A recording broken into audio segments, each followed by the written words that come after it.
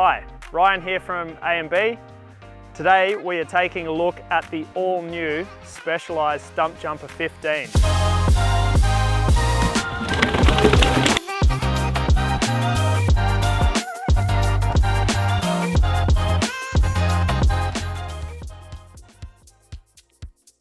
So what's new about the Stumpjumper?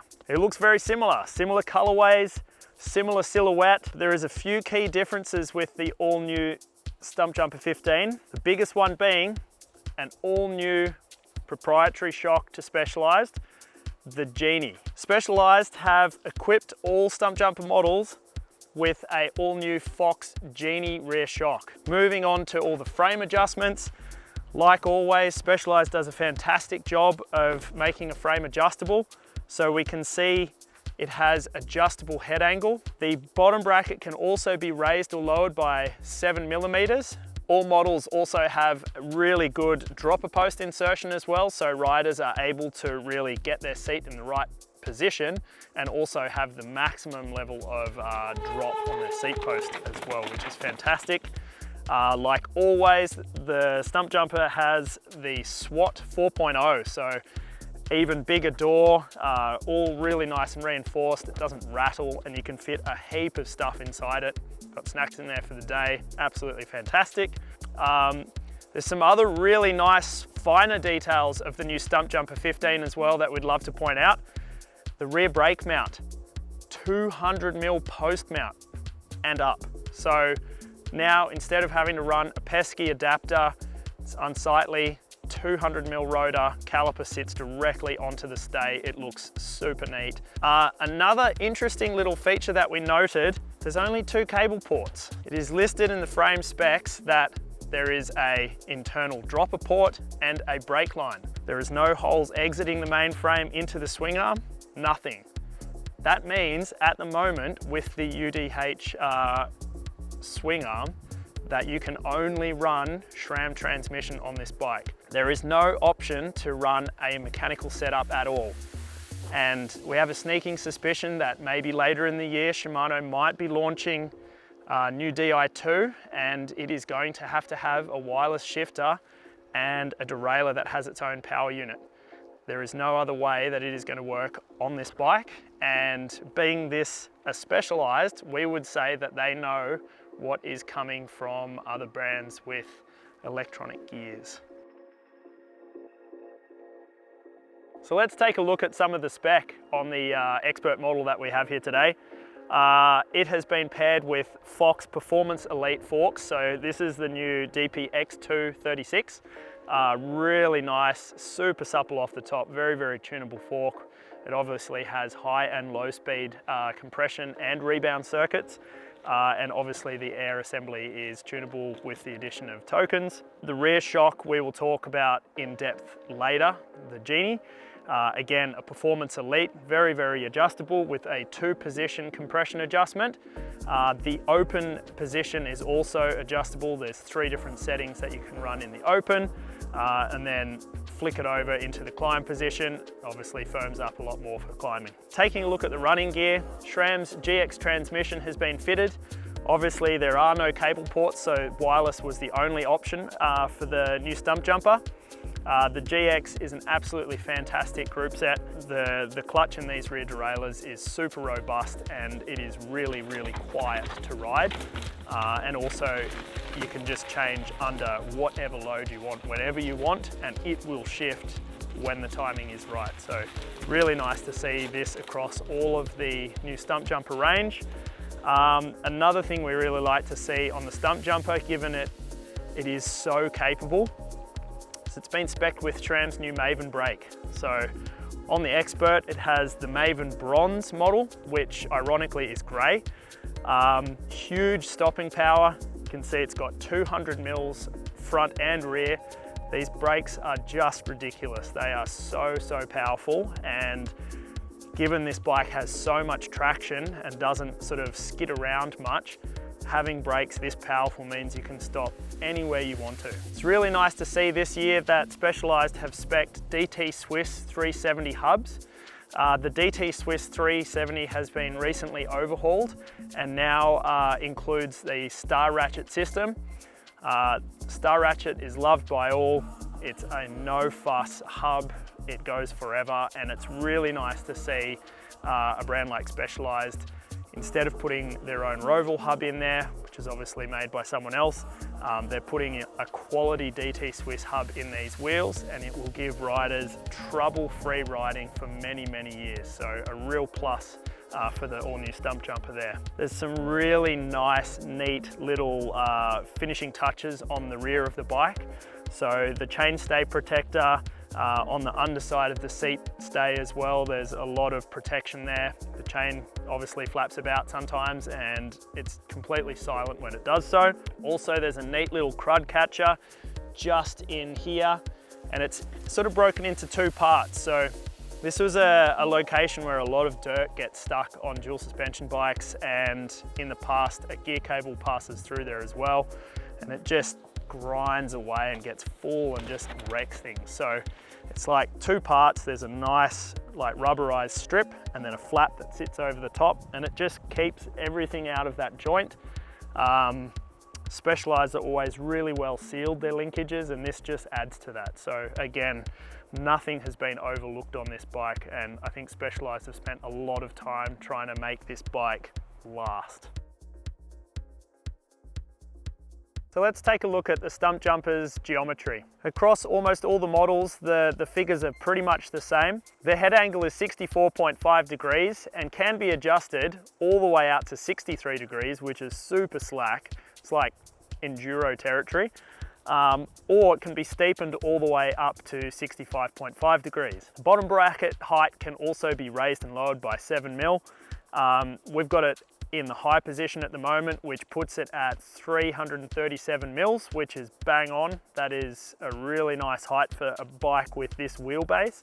The size S4 that we have here is 1244 mil wheelbase, which is right in the sweet spot for, you know, a medium or large bike at the moment, a full 29er. The cockpit's really comfortable. The S4 has a 475 reach. Pair that with a 40 mil stem and a nice 820 bar, which we cut down. It's really comfortable, familiar bike. You get on it and you just feel at home. There's plenty of room to move with the low standover. Feels really familiar, and I think Specialized do a really good job of that. Anyone can get on this bike and feel comfortable straight away. So looking at the reach, this is a S4, which is 475. I can probably ride either a S3, which is 450, or the S4. We're seeing now with such low standover and such a broad range of sizes that riders will probably be able to choose from two sizes very, very easily. If you want something a little bit more maneuverable, obviously go down a size. If you want something a little bit longer and more stable, go up a size. So yeah, plenty of choice there for riders. Again, reach, the S1 is 400 mils and the S6 is 530. So a very, very big range of bikes there. There's definitely something for everyone. So as we can see, the head tube angle is very adjustable. The seat tube angle is a virtual 77 degree, which is extremely upright. You're really sitting in the middle of the bike and able to get some weight on that front wheel with that centralized seating position. The actual seat tube angle is a couple of degrees slacker than that, but even so, it's still really nice and upright. When the seat is all the way out, your backside isn't over the rear axle. It's still on top of the bike, and climbing this bike is an absolute joy. The chainstay length does vary across sizes. It ranges from about 430 mils for the smaller two sizes, which also have a 27.5 rear wheel. The S3 and S4 have got a 435 mil, and the two larger sizes go up 10 mils by up to 445 mils. So the rear center gets longer as riders get taller, making the bike balanced. It's growing behind you as well as in front. So it really keeps the rider centralized and enough weight distribution on both front and rear wheels. So big tick for geometry there.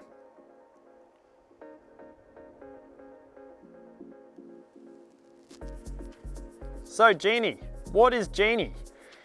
Well, I don't think we've ever received so much data and a white paper to explain a new technology such as this. To simplify what the Genie is, basically a two-part air spring. There is a really, really large air chamber, which is on the outside, which we have seen before. There are other air shocks that have a really large chamber. They have incredibly supple properties, but they also don't ramp up towards the end. They're quite linear and they mimic a downhill shock.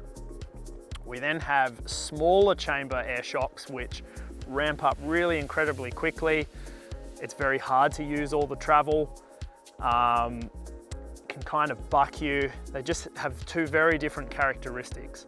What Specialized have done with the Genie shock is incorporate a large air can and a very, very small air can, which closes off at 70% of the travel.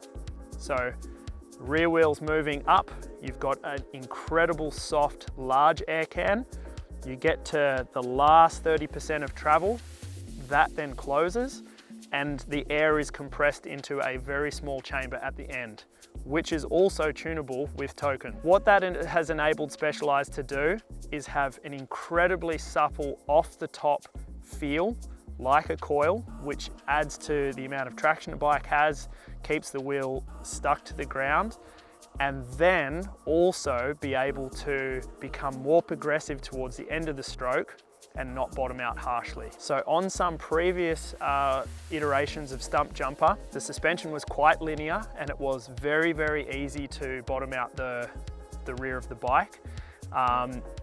What riders would do would cram as many tokens as they could into it and/or increase the pressure up to a point where small bump sensitivity is actually sacrificed and rear wheel grip decreases. So by incorporating this really large volume air can, the initial 70% of the stroke, it means that the wheel can track the ground far, far better.